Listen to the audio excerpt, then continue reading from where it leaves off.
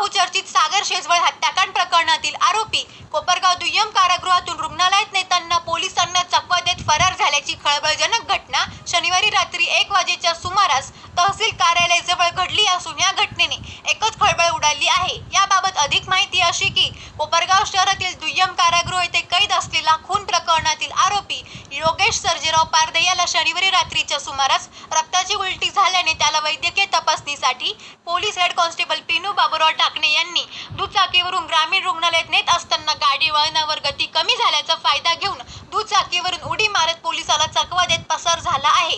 यावेळी पोलीस कर्मचारी पिनू ढाकणे यांनी प्रयत्न केले परंतु अंधाराचा फायदा घेत तो पसार झाला।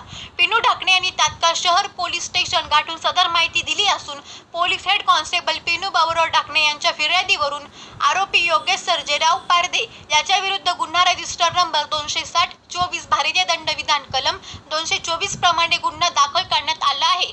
सदर घटनेची माहिती मिळताच शिर्डीचे पोलीस उपाधीक्षक शिरीष वमणे, पोलीस निरीक्षक प्रदीप देशमुख यांनी आरोपीच्या शोधासाठी तपासाची चक्री फिरवली असून पथके रवाना करण्यात आली आहे।